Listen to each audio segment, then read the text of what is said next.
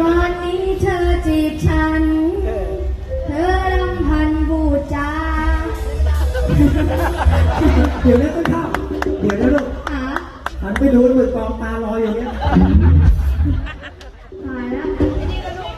ย่ามาดูแก้ไปเลยแม่บอก